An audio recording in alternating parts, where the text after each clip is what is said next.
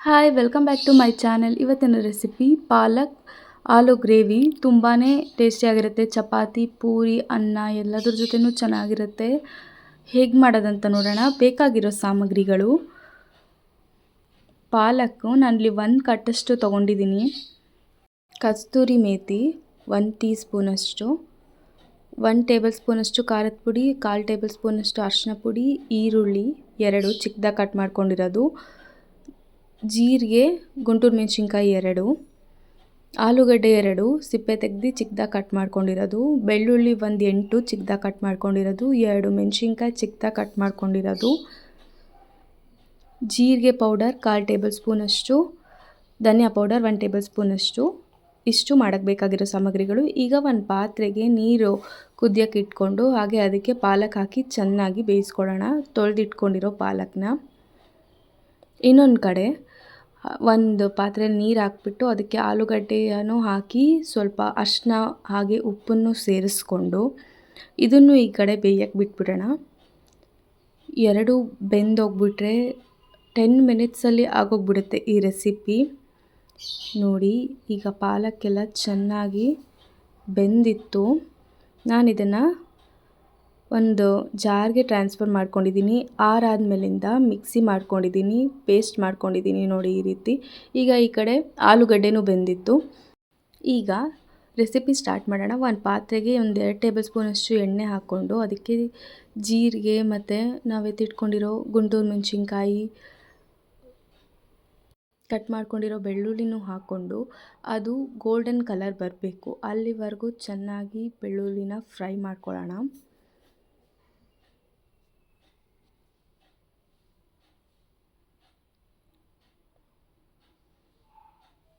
ಈ ರೆಸಿಪಿ ಒಂದು ಸತಿ ಟ್ರೈ ಮಾಡಿ, ತುಂಬ ಇಷ್ಟಪಡ್ತೀರಾ.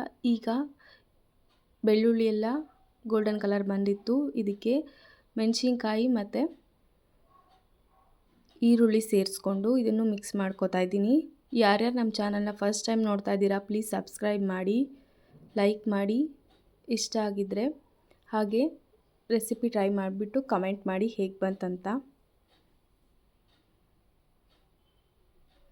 ಈಗ ಈರುಳ್ಳಿನೂ ಚೆನ್ನಾಗಿ ಬೆಂದಿದೆ.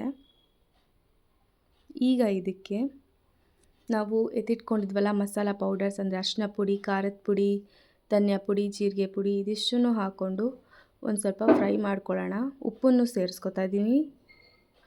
ಹಾಗೆ ಮಸಾಲೆ ಸೀದೋಗಬಾರ್ದು ಅಂತ ಇದಕ್ಕೆ ಸ್ವಲ್ಪ ನೀರು ಹಾಕ್ಕೊಂಡು ನಾನು ಇದನ್ನು ಕುದಿಯೋಕ್ಕೆ ಬಿಟ್ಟಿದ್ದೀನಿ. ಚೆನ್ನಾಗಿ ಎಣ್ಣೆ ಎಲ್ಲ ಬಿಟ್ಟು ಅದು ಕುದಿಬೇಕು, ನೀರೆಲ್ಲ ಇಂಗಬೇಕು, ಅಲ್ಲಿವರೆಗೂ ಚೆನ್ನಾಗಿ ಕುದಿಯೋಕ್ಕೆ ಬಿಟ್ಬಿಡೋಣ.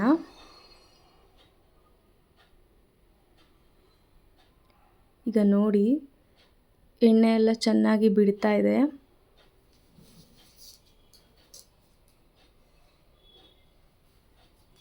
ಈಗ ಈ ರೆಸಿಪಿಯಲ್ಲಿ ಹಸಿ ಸ್ಮೆಲ್ಲೆಲ್ಲ ಹೋಗಿ ಎಣ್ಣೆ ಎಲ್ಲ ಚೆನ್ನಾಗಿ ಬಿಟ್ಟು ಹಾಗೆ ಆ ನೀರೆಲ್ಲ ಚೆನ್ನಾಗಿ ಇಂಗಿತ್ತು. ಈಗ ಇದಕ್ಕೆ ನಾವು ಪಾಲಕ್ ಮಿಕ್ಸಿ ಮಾಡಿ ಇಟ್ಕೊಂಡಿದ್ವಲ್ಲ ಬೇಯಿಸಿ, ಅದನ್ನು ಸೇರಿಸ್ಕೊಳ್ಳೋಣ. ಅದನ್ನು ಸೇರಿಸ್ಕೊಂಡು ಚೆನ್ನಾಗಿ ಮಿಕ್ಸ್ ಮಾಡಿಕೊಂಡು ಜಾರ್ಗೆ ಸ್ವಲ್ಪ ನೀರನ್ನು ಸೇರಿಸ್ಕೊತಾ ಇದ್ದೀನಿ. 1 ಗ್ಲಾಸಷ್ಟು ನೀರು ಸೇರಿಸ್ಕೊಂಡಿದ್ದೀನಿ ನಾನಿಲ್ಲಿ. ಈಗ ಇದಕ್ಕೆ ನಾವು ಎತ್ತಿಟ್ಕೊಂಡಿರೋ ಕಸ್ತೂರಿ ಮೆಥಿನೂ ಹಾಕಿ ಚೆನ್ನಾಗಿ ಕುದಿಯೋಕ್ಕೆ ಬಿಟ್ಬಿಡೋಣ.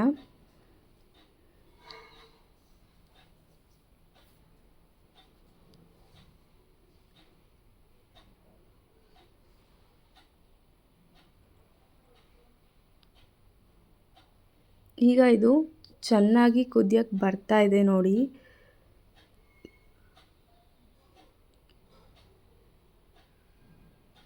ಈಗ ಬೇಯಿಸಿಟ್ಕೊಂಡಿರೋ ಆಲೂಗಡ್ಡೆನ ಸೇರಿಸ್ಕೊಳ್ಳೋಣ.